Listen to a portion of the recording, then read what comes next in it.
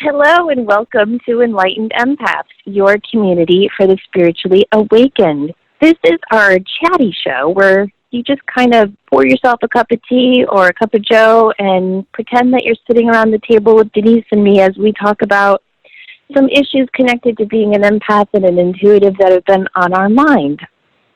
So how have you been, Denise? It's been a lot of stressors lately, like out of the blue stressors. All the stuff we dealt with a couple weeks ago with the technology and the website, which I just want to say thank you to everyone for their patience through that. And when it just seems like there's been a lot of little roller coaster rides lately for a lot of us. But we're coming out on the other side of that, and that's what's important. Yes, I agree.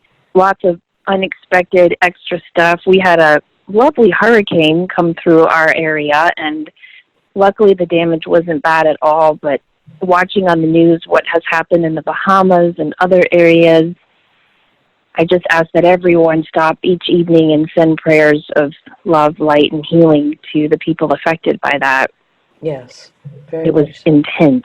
So one of the things I wanted to start talking about was this interaction I had because I was home a lot more than normal with this hurricane going through. We lost power for about a day, and I was on my phone and I was going through Facebook and catching up with posts I haven't looked at in a long time. And one of my cousins on my dad's side posted an article that left-handed people are smarter and more creative and generally just better than all of you else. No, I'm kidding. But it was just this wonderful article about what science is showing about left-handed people. And because I am a lefty, and, throughout history, lefties were considered weird, of the devil, awful. I mean, teachers up until, I think, the mid-'70s were instructed to retrain lefties to be right-handed. Right. So there's always been a lot of negative stuff associated with left-handed people. So this article was really positive. And my cousin wrote, something like, I'm so happy or proud to be a lefty. So I don't know the cousins on my dad's side of the family very well, but we are reconnecting on Facebook. Mm-hmm. So I just commented and said, oh my gosh, I thought I got their left-handedness from my mom's dad. I didn't know it was on that side of the family as well. Well, my other cousin, his sister, responded, yeah, not only that, you get your psychic stuff from our side of the family too. Nana, who everyone called the Irish witch. Wow. I just stared at that comment and I was like, wait, what? Because I had always assumed, as had my mom, that I got it from her side of the family. I think I've shared on the show before that my mom is very psychic. Growing up, she would tell all of us girls that there's a little blue bird named Pedro who flies to school every day to watch on us, check over us, and then he flies back to my mom and reports to her everything we're doing. Wow. And Denise, I swear to God, I believed in this blue bird for an unusually long time because I'd come home from school and my mom would know stuff. Mm-hmm. She would say, Pedro told me you bought chocolate milk today, and I specifically told you only white milk, or Pedro told me you didn't turn your homework in because you didn't do it last night when I told you to. So it took me a long time to wise up and figure out my mom is just kind of psychic and there's actually not a blue bird following me around. But as a little kid, that would really, I would be looking all around for that bird. Oh, please, Denise, in high school sometimes. If I was kissing my boyfriend under the bleachers and I saw a bluebird, I'd be like, shit. Well, I had to borrow my mother's car one time to come up to Maine. It was when I was first coming to school up here. And she said, you better keep it under the speed limit because I'm going to know. And I said that to the friend that was driving up with me. I said, I can't. She said, why are you going so slow? I said, because it's my mother's car and she'll know. And the person that was with me kind of made a joke. Yeah, Denise, what, does she have a tracker on it or something? And this is way back before people did that kind of shit. And I really, in my heart, I knew she would know because she was that intuitive, but just in a different way. And no disrespect to my mother or to anyone else in spirit, but sometimes she didn't always use it for the highest and best. Right. Right. Some There's fear-based good shit. and bad to everything, including intuitive abilities. Maybe that So goes I with the decided, Catholic stuff, because they both our mothers are very, very Catholic, both very intuitive. oh, no, that is a total belief of mine. I actually would love, if I had any scientific bone in my body, I would love to do a study on that. I think if you look at all the famous psychics, they have a Catholic upbringing. John Edward, John Holland, Sylvia Brown, James von Prague, I think Gordon Smith, maybe he's Church of England. But I believe that because we Catholics are raised to believe that there are saints watching out for us and interceding for us, that there are guardian angels, that Mother Mary has returned several times and performed amazing miracles. I mean, making the sun jump, for example, among them. I think that opens up a young intuitive's mind to the possibility that this type of communication is possible. And that just being open to that enables us to make that link sometimes. So I definitely think there's a connection. So before we got on, you had mentioned that the connection between having an ancestral link to intuitiveness and that connection with being empathic. Yeah, so I think that there really might be some type of a genetic link. I'm not sure if it's genetic or just ancestral. But what I decided to do after reading that comment on Facebook, I messaged my cousin privately, and I said, I did not know that everyone called Nana the Irish witch. I have 3 daughters, as you know. They're all very intuitive. I would love to be able to tell them more stories about my dad's side of the family. Could you share with me, more stories about Nana? Mm-hmm. Now, I have to explain. My grandmother was Irish. She married an Englishman. They had 3 kids. My dad went to a really good college. All the kids went to really good school. My dad's side of the family is wicked smart. Mm-hmm. My dad was going places, and he comes home with this full-blooded Italian woman, no college degree, from the suburbs of Boston. Mm-hmm. And his parents kind of freaked out. Because, you remember back then, Yes. Irish didn't like Italian, Italian didn't like lots of people. And so there was a lot of bad blood there. So we didn't see my dad's side of the family a whole lot growing up. I really didn't know my grandmother at all. I met her 3 times. Now, I have seen her several times since she passed. On my dad's 70th birthday, for example, I probably have told this story before, but they were all at my house for his birthday party.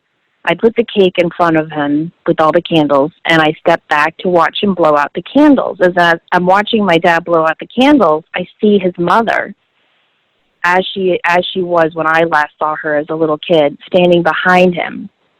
And I very rarely do I see spirits with my physical eyes, Mm-hmm. but I saw her with my physical eyes, and she held up 5 fingers, her whole hand, and she said, "Tell him to enjoy this. He has 5 good years left before the health stuff kicks in." Oh.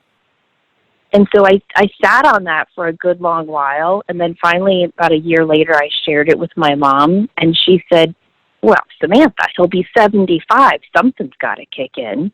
Mm-hmm. I was like, okay, she's not worried. I guess I won't worry. Well, he was diagnosed with Alzheimer's, right at that time. Oh. So I've seen her a couple of times, always connected to my dad, never connected to me or my sisters or anyone else. She only pops up for my dad. So anyway, I messaged this cousin, asked her to tell me stories about my Nana. And she said she was incredibly psychic. We just didn't really know what to call it. So everybody in the neighborhood called her the Irish witch. And she said, for example, one day when I was growing up, my brothers, sisters, and I were playing at the park down the road. And Nana called my mom and said, "Go get John. He just cut his lip on the swing and is bleeding." Mm-hmm. So my Nana's at her home in, Farmington and in New York, and my aunt is, 30 minutes away.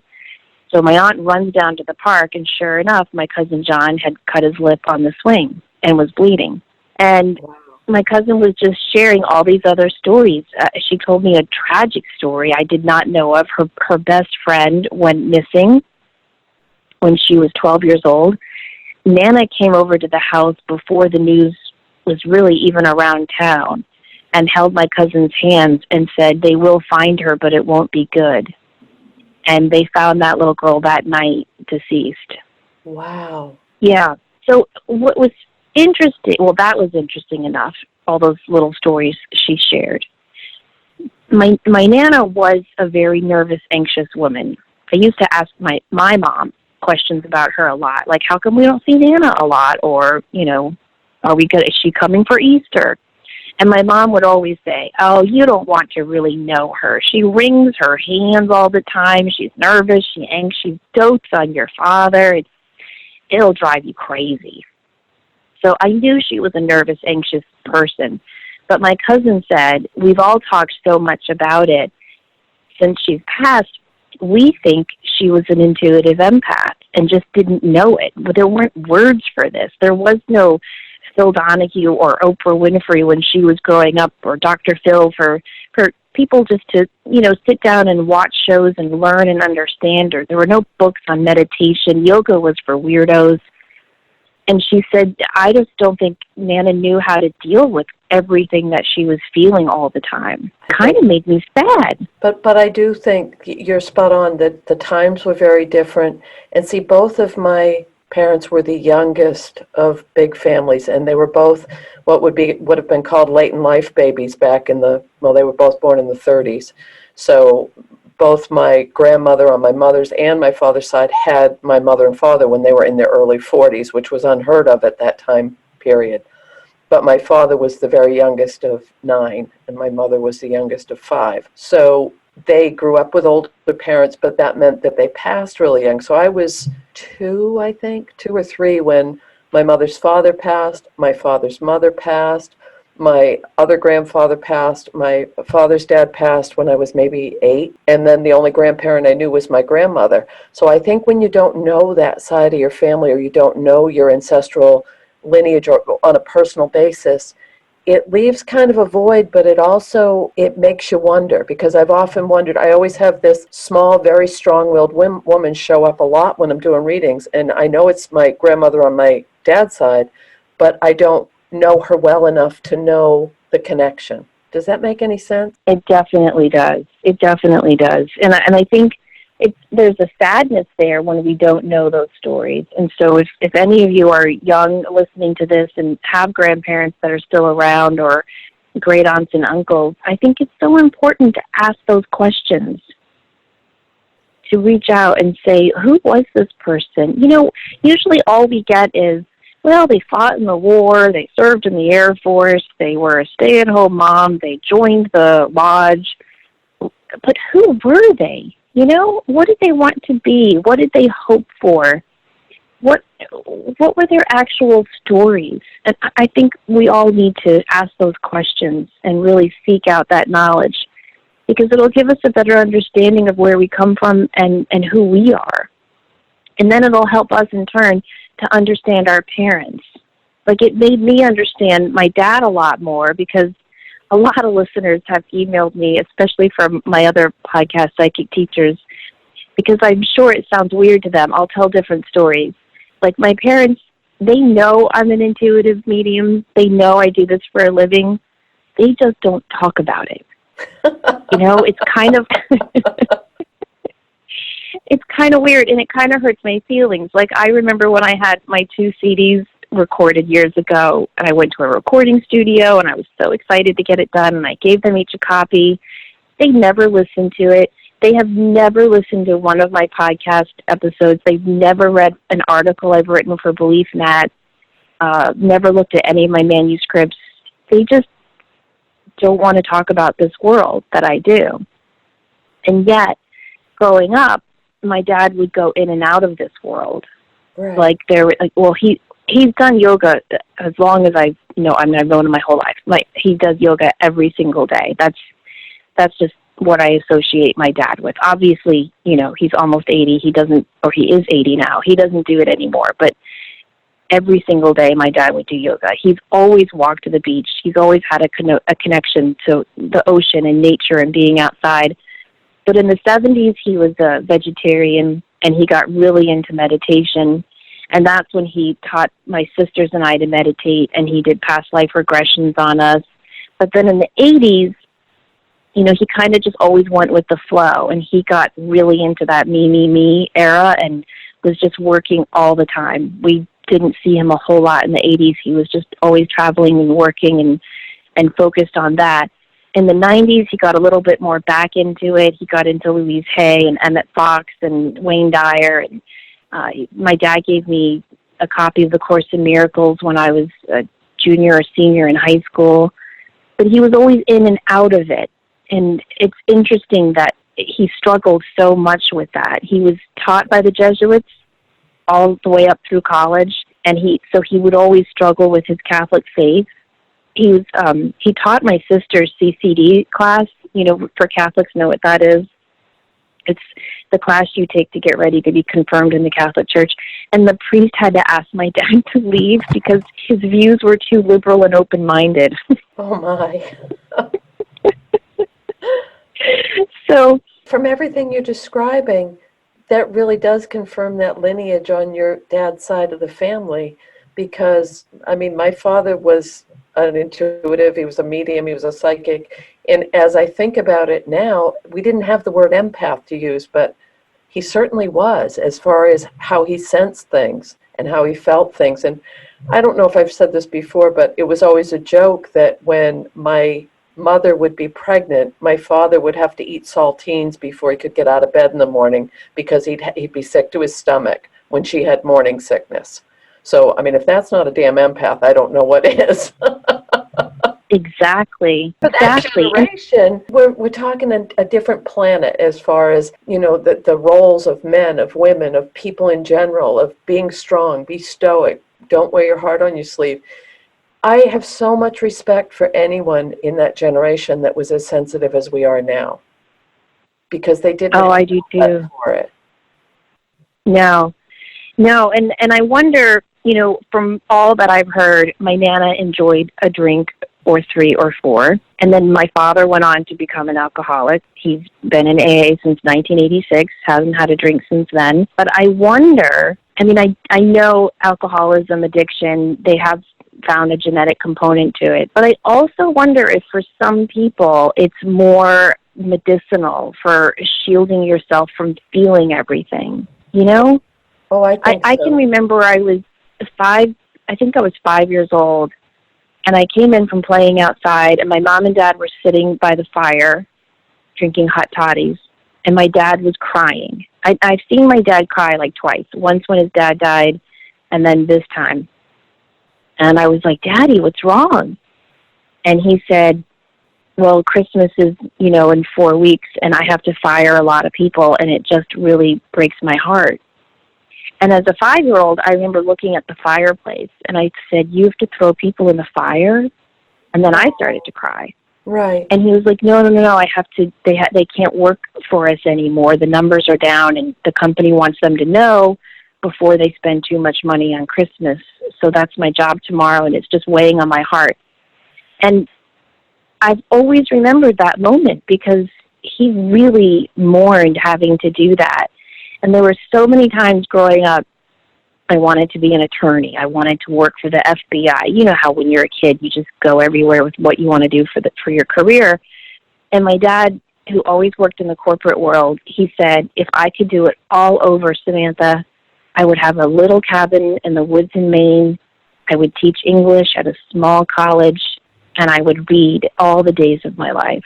Oh. And he said, do not chase that almighty dollar. It is not the answer to anything. And when I started dating, you know, a cop from Long Island, I was terrified because for all my dad is a lovely, wonderful man, they are both snobby as hell, you know? I mean, I think I told you, my dad literally would wear an ascot and a smoking jacket on Saturdays around the house, like just very, very snobby. So I was terrified to bring home this cop from Long Island, and they loved him. They embraced him, and I remember I had my in-laws over for dinner and my parents over for dinner before we were even engaged. And my mother-in-law, Maggie, said to my parents, have you talked to Samantha? Because Mike's not going to be able to provide for her the way you all did, and it's going to come as a shock. And I remember, and my dad said, again, he said, I have tried to raise Samantha with the knowledge that money is the answer to short-term problems, but not the answer to happiness. That's a beautiful message. Yeah, I think so too. So, but anyway, sometimes I wondered, did my grandmother, did my father, did they drink because of a genetic issue?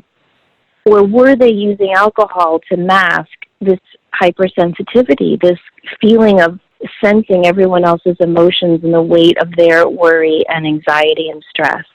And they didn't know what to call it, and they didn't know what to do with it. And then I wonder, does my dad kind of choose to forget that his daughter works as an intuitive medium and still tells people I teach English at the college because he doesn't want me to be called the Irish witch like his mom was? That's an interesting thought. It also Yeah. It kind of explains the connection. You have a different relationship with your dad than your sisters do. And it was kind of always, Right. I always thought, well, it's because you're the youngest, or you were there quite a bit by yourself because your sisters are significantly older, and it was almost like being the only child. But truly, you're wired like your dad.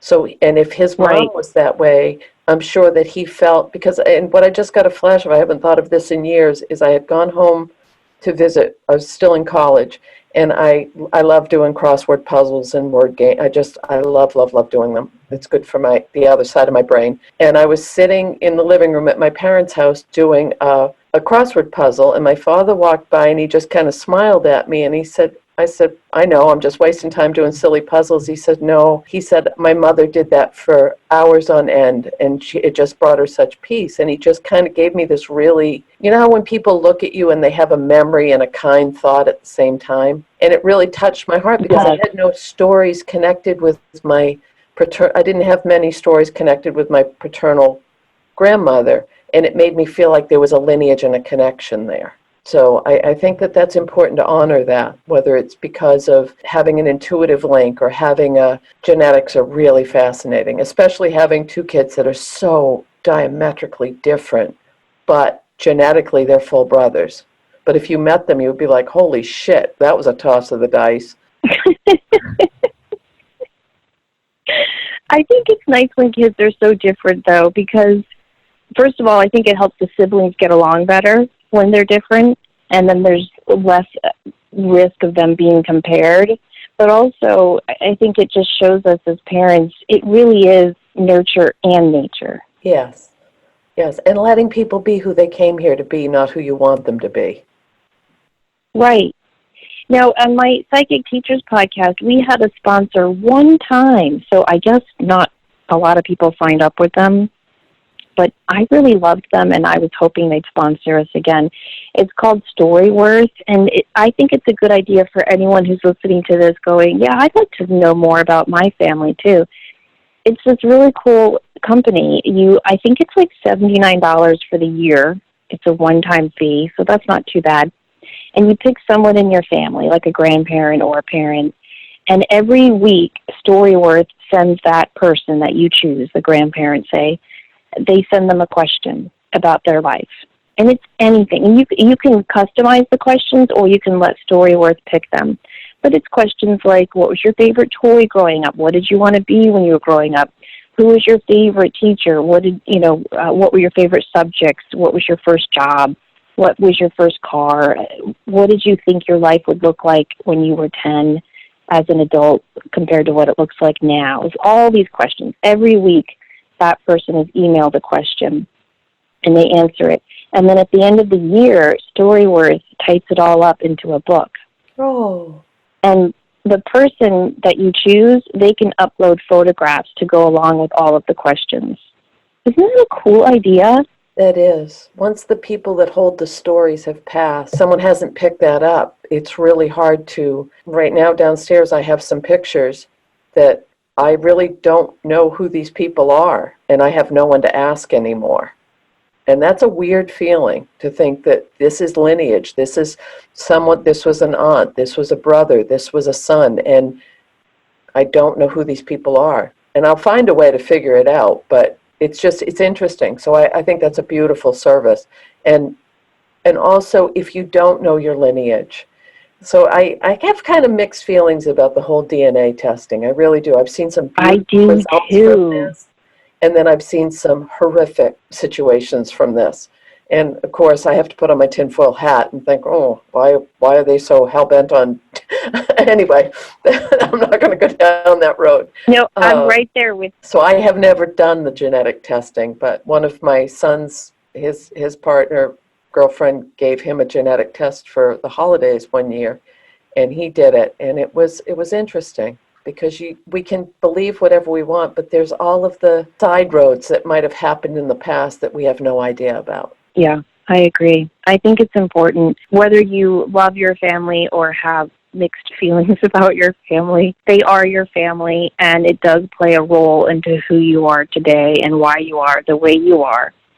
And I do think it's important to walk that path at some point in your life, when you're ready. It's not anything that I think should be forced upon some people, because I think a lot of individuals have difficult families, and it's hard sometimes to look at your family history and think, oh, I don't know that speaks to who I am. For example, did you know that Hitler's living relatives are living in New Jersey? No, I did not. Yes, and they had to change their last name because journalists and reporters come to them all the time. And I just, that would be hard. Anyway, I just think it's a good idea to consider looking into all of that.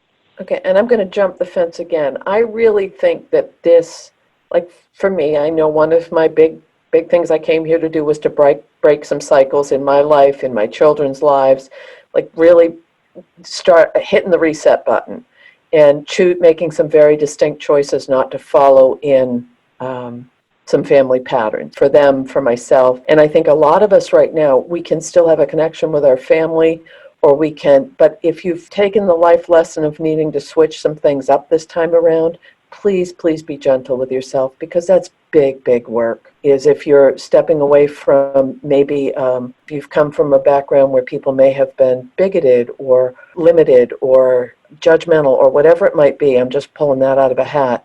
It doesn't mean you need to consider that, continue that because of your genetic link. And I think that's a huge part of what we're all doing right now, as far as stepping into who we came here to be and what we came here to do, and it's to raise the vibration. And we can do that with honoring where we came from, but also appreciating who we are now. Yeah, and I think when you are breaking away from those patterns, you have to honor it within yourself without needing to explain it to your family. Yes. Or have it validated by your family. Exactly. And I that was a really hard lesson for me. There are some members of my family who don't understand what I do or why I do it. And they'll often say, doesn't the Catholic Church say that's kind of bad? And I'll find myself defending it and going into a whole history explanation. And, at the end of the day, I had to realize certain members of my family, they wear their faith like a security blanket. It comforts them. They literally believe the world was created in 6 days. They believe that the Bible is actually factual, that it wasn't interpreted through men. And that's their comfort. Right. And who the hell am I to come in there with history, reason, and science and break that up for them? That's arrogant of me, And so I have learned to just sit around the dinner table at the holidays and just kind of nod and say, yeah, I know it's kind of crazy, right? But here I am. Can you pass the potatoes? Just kind of... And I just kind of move forward. I'm the only person in my family who has different political views, and that can be difficult, especially in these times. And again, I've come to the realization that nobody gives a crap about your opinion, first of all. And I challenge anyone to tell me an individual who has had their mind changed based on someone's opinion. It doesn't happen. We only change our own opinions and beliefs based on experience and facts. And so to sit around with family and debate an issue you're passionate about, it's just not going to help if you're transitioning away from family patterns. I didn't know we had own that yourself within yourself. My political really? are polar opposite from my family of origin. That is so interesting. Yeah, mine too. And that's always been something I've kept very close-lipped about because they're very passionate about their beliefs. And it was just like, okay, I don't need to walk into that lion's den. No, I don't either. And I think too, because I'm a teacher, maybe because in my family the only way I got attention was from being smart, but I can slip easily into a know-it-all tone, and I have had to work on that. And so because I do have a lot of facts at my fingertips, I can very easily debate someone. But I don't know, I always walk away, even if I win the debate, I walk away going, what the hell did you win? Like, you just eviscerated their belief system. Good for you. Wow, aren't you wonderful? Okay, see, now I look at that differently. I look at that you would be trying to just bring more balance into it and say, look, there's another side to this. Not that you'd be attacking someone. No, it's not that I'm attacking someone, but when I do get into that debate mode, I know enough not to use my opinions. I know enough to use facts, and I have a lot of facts at my disposal to support my opinions. And I often will leave that other person going, oh, I didn't know that. Oh, well, and then they end up feeling kind of silly, and I don't know. It just never leaves me feeling good. No. So instead, I just will either change the subject or I'll say things like, one of my favorites, if they talk about, oh, well, taxes and I'll say, well, Jesus said the poor would always be with us. And so maybe that was his way of saying we're supposed to help them. Instead of saying a bunch of facts that are going to make them feel like crap. Right. Or stir the pot. Okay. Or stir the pot. That's a better way of saying it. So anyway, that is my big revelation and story from this week. And I just thought it was interesting to learn that apparently psychic ability runs on both sides of my family. And now I'm going to include my Nana in more of my prayers than I normally do. I've been so focused on my mom's side of the family and praying for them and their souls. But I'm definitely going to include her. And I just do want to remind people who aren't intuitive, because sometimes, Denise, you and I forget that not everyone who listens to this show is walking around going, yes, I'm highly clairvoyant. But if you do include your deceased family members in your prayer, it does help them on their journey on the other side. Because just because you die doesn't mean you're like skipping with Jesus or Buddha or Muhammad and everything's great and fine and happy. You're still learning and growing and healing and processing on the other side. So when we include them in our prayers, it sends them extra beams of light that help them to move forward healthily on their journey. All right. So you had some pretty cool stories from some of the clients you've worked with this week. I'd love for you to share those. Well, one of them, and you and I talk about signs we get all the time, and we'll share back and forth, oh, I asked for this sign, and this is how it showed up, and we'll be like, oh my God, you have to pay attention to that. And it's fun, and I do that with a couple dear friends, and I just love that because it's our connection to divine and to spirit. So this lady I was talking to, and I absolutely, and you know how much I love animals, and I love wildlife, so she had asked for this sign. She was trying to decide about a move, and she said, well, show me a hawk if this is the direction I'm supposed to go in. And honest to God, she said she looked up and there was this little bird zipping across and there was a hawk following right behind it. And this was like right after she asked. And the bird flew into her minivan. The back of her tailgate of her minivan was up. The bird flew into her tailgate. The hawk went into the minivan after it and sat on her dashboard. And so the woman sent me a picture of this hawk sitting on the Holy dashboard cow. of her car. And that's what I said. I said, holy shit, you don't get a much better sign than that. And I have never heard of a hawk going into a vehicle, for one thing, but then it would just sit there because the windows in the front, I believe, were open as well because the bird must have gotten out. But the thing that she added, though, was that the vehicle was pointed, the place she wanted to move was just down the road a little bit, and the vehicle was pointed in the direction of where she was thinking of moving to. And the hawk just sat there on the dashboard and waited. And I thought, oh, that's a good sign. Wow. That's Yeah. beyond a good sign. That is an intense, powerful, in your face, Yes. is this enough for you, lady sign? Yeah, you can't ignore that one because we've chatted about this and with people that we do readings with and friends we talk with, we'll get the sign and then we'll say, yeah, that was okay, but maybe you need to show it to me again. And we just keep testing and testing and testing instead of just taking it for what it is. And that's that other side of our brains kicking in again. But damn straight, you cannot ignore that, a hawk sitting on the dashboard. I thought that Wow. was good. That is powerful. I love that. I love that. And didn't you have another cool story? I did. Well, this was more kind of a question story. I was talking with another woman, and she was doing landscaping around her yard, and she found a complete crystal, like clear crystal, quartz crystal grid around her whole, like the perimeter of her home and her property line. And it was very laid out and buried in. And she said, should I be worried about this? We took some of them out. Should I put them back? There's always been really weird energy in my house. And I said to her, I'm going to ask Samantha about this because she's our crystal lady, but also because she knows about the grids and protecting property and stuff. And I would love your input on that because I thought that was very interesting to find that. And she said she didn't feel bad about it. She was just concerned. Like, why was it there?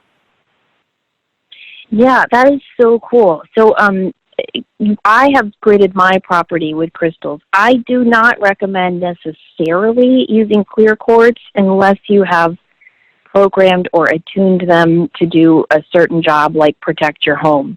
But the job of clear quartz is to amplify whatever energy is around it. So if you're an anxious person and you carry clear quartz without attuning it, you're going to be more anxious.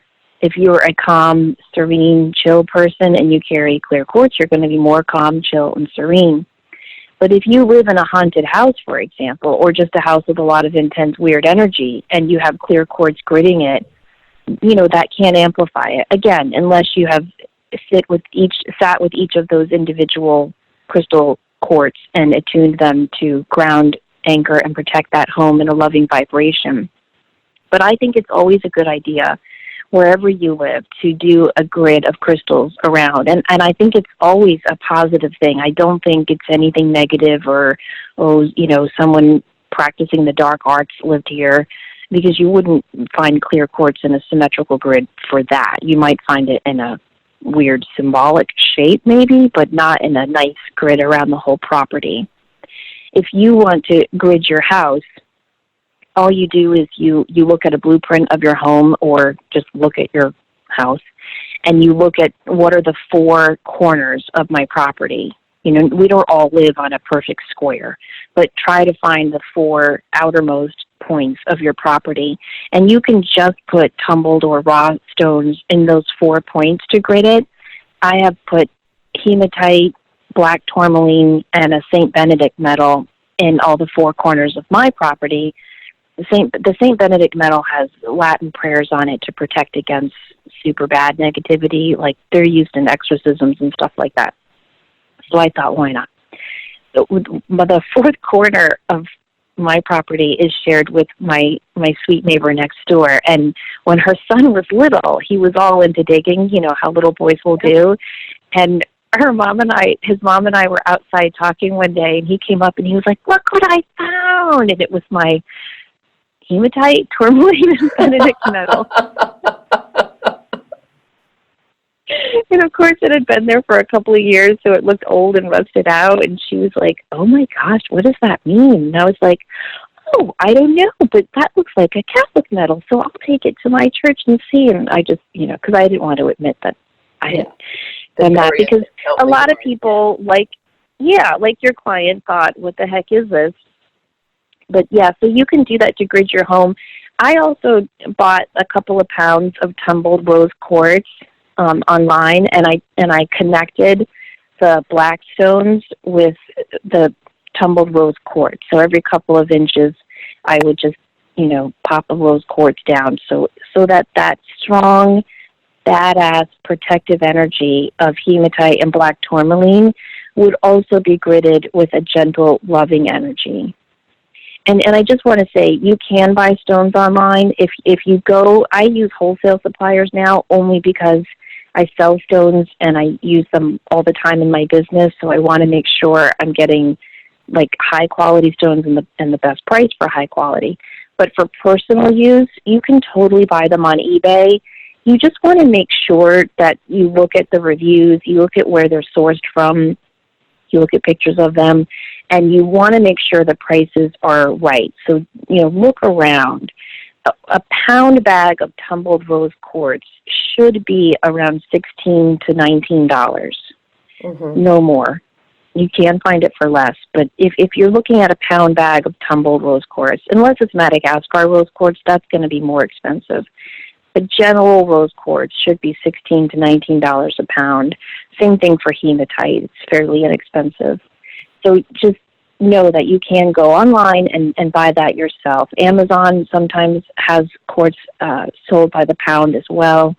And there's some other great websites out there. But for the big pound bag stones where you're going to just putting them in the earth, you don't want to spend a ton of money. And so I would recommend eBay or Amazon. But yeah, it's just a great idea to do for gridding your house. So how about if someone is in an apartment? Could you just put it in the four corners of your apartment? Yes, you can if you don't have, cats or little kids. Okay. Something else you can do if you're in an apartment, you can put stones on the especially if you have kids or pets, you can put stones on the upper window sills of your home. You can put them in potted plants in your home. But a great thing I love to do, I have 2 potted plants on each side of my front door. And you can just get 14 stones, so 2 of each, that represent the chakras. So 2 jasper, 2 carnelian, 2 citrine, 2 green aventurine, 2 blue chalcedony, 2 sodalite, 2 amethyst. And put 7 of those stones in the left potted plant in a circle, and 7 of those 7 stones in the right potted plant in a circle. And that will help to grid your house in positive, harmonious energy.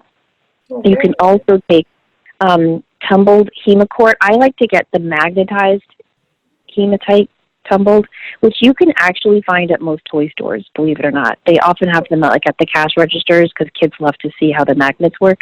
But they're just hematite that's been magnetized.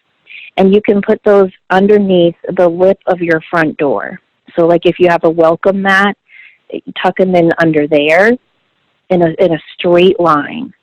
And first hold those stones and say, I am asking that you use your magnetized qualities and your shielding qualities of your hematite to shield my home from any negativity.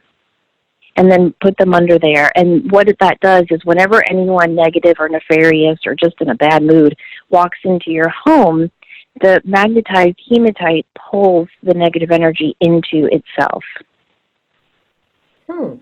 That's good information. So it's just a good way to further protect your home if you can't do a full gridding. And it works. I'm telling you, especially when my kids were younger and there were always kids coming and going and playing, kids would always find those magnetized hematite under there, and they'd pull them and take them. And, I'm never going to say to a 6-year-old, you can't have that stone, so I'd say, sure, honey, you can have that. And then I'd forget to replace it, and, negative stuff would happen. Like kids would start fighting, or there'd be more temper tantrums, or someone wouldn't want to go to bed that night. And I think, I wonder if it's that. No, it couldn't be. But sure enough, I'd get my line of hematite back up, and all of that would calm down. So if anyone's listening to this going, wow, that lady really needs to come on down and ground herself, just try it. and see if it works for you. Because I was the same way. I thought, this is the stupidest thing. How can a rock do this? But when I tried it and saw how it really did work, I was sold. And that's excellent, excellent advice as far as if it works for you, it doesn't matter what the hell anyone else says anyway, or what they think. That's it doesn't true. matter. Well, I always think maybe it's just the placebo effect. Like maybe because I think it's working, it works. But then other stuff happens. Like, for example, I shared this show last week on the other podcast, this story. I have this book called, I think it's called Crafting a Magical Life. And it has all these fun, because I love crafting, it has all these little fun things you can make to bring more spirituality into your life. Like it teaches you how to make a wishing box and, just fun stuff like that. And so one of the things she talks about is how to make a lucky money amulet.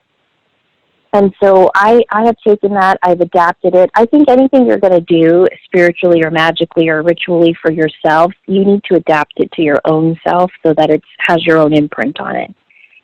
But all you do is you take a green circle, so you get a green sheet of paper, you get a big, I think you can just cut a circle out, but I think it's easier just to get a big hole punch at the craft store, and you just cut out a big circle, about the size of $1 coin, so big but not huge. And you write your initials and your birth date on one side, and around it you put any symbols for financial abundance. So like the full moon or Jupiter for good luck, or you could look at rune symbols for good luck. You could look at tarot if there's like the Empress symbol that represents good luck. Any symbol that represents good luck to you, you draw around that on the back, around your name and your initials.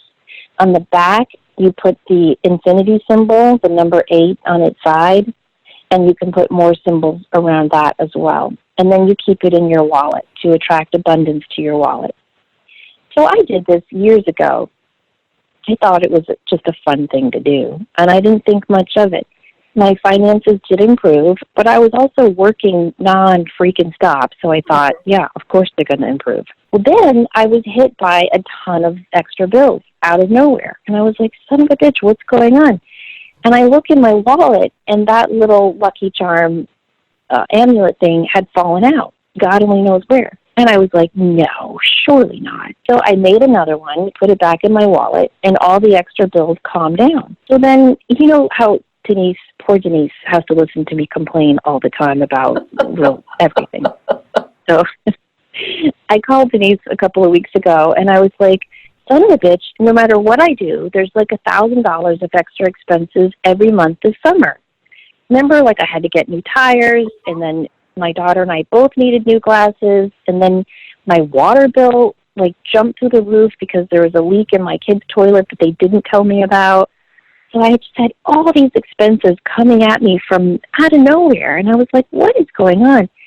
And I looked in my wallet, Denise, that little amulet thing was gone. Wow. Yeah.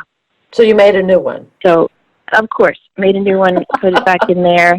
Things are calming down. Yeah. And I made my own instructions for it, and I put it in my little e-course on my website, Manifesting Money Miracles. But you guys don't have to buy that. You can make your own.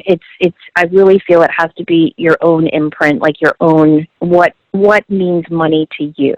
You know, for some people, I have a friend, a frog symbolizes money to her. Huh. Because she always has that little frog with the coin in it from the feng shui. Yeah. So like she would draw a frog on her money, her lucky money thing. But anyway, that's my whole long story to say, I don't know if it is always placebo or if this stuff really does work. But it's also about, really does it bring work. you peace? Does it bring you a peace of mind? Does it help you refocus your energy in a more positive direction? I think that's a huge part of it too. I agree. It really is. So do you have any other cool stories from clients? I don't right now, but I'm sure there will always be more, because that's the really beautiful part about doing this work, is we get to talk to so many amazing people. I know. I love being able to hear from people who have said, oh, this really worked, or you told me to ask for this sign and then this happened, or I asked my dad to play me a song, and the song came on the radio. It was playing at the department store. I was waiting in line at the grocery, and it was playing over the speakers there. I love stories like that. Me too. You guys can always share stories with us like that. You can email us enlightenedempaths@gmail, or you can message us on Facebook. We are at Enlightened Empaths, because we love to hear stories that confirm that all of this magical stuff really is real and not so Harry Potter as culture and society would make us think. Yes. And we do have... Anything else you want to add? Well, I just want to bring up that we do have the advanced mediumship class that will be starting in October, and that's for anyone who has taken our previous mediumship courses, the 101. That will be the last class we'll be teaching together for 2019. Yeah, that'll be it. Then we'll tuck in for the winter and the holiday season. I have told a couple of students, I think I ran this by you, Denise, I hope I did, because one student emailed me and said, I studied with John Holland. Can I jump to your advanced mediumship class? I was like, yeah, I think he passes our approval. Someone else emailed and said, I spent 2 weeks at Arthur Findlay College. Can I take the advanced mediumship? I was like, yes, that passes for sure. So if you are a practicing medium, or you have studied with, awesome mediums, and you just want to jump to our advanced mediumship class, shoot us an email. But 99% of the time, we're going to say, of course, that's absolutely fine. But I'm excited because everyone who has signed up so far are people that have already taken our classes, and they don't all know each other, but most of them know each other, which is really cool because they'll all get to reconvene and connect again. Right, and they do keep a strong community on the Facebook page that we have, the closed Facebook group for anyone who's taken our classes. So it's a great way to find like-minded people. It really is. Well, we hope you enjoyed tuning into our little chatty show, and I just hope it's made you all think about your family and what are some hidden, unique stories that your ancestors, your grandparents, great aunts and uncles may have that you have yet to discover. It's kind of like a treasure hunt, and so we invite you to go on your own treasure hunt and seek some nuggets of knowledge from your family members this week. And again, share it with us. We'd love to hear from you guys. We will be bringing you some awesome new shows. We've got our Community Connection show coming up and a wonderful guest coming up soon as well. In the meantime, don't forget to show up, do great work, and share your light. Take care, everyone.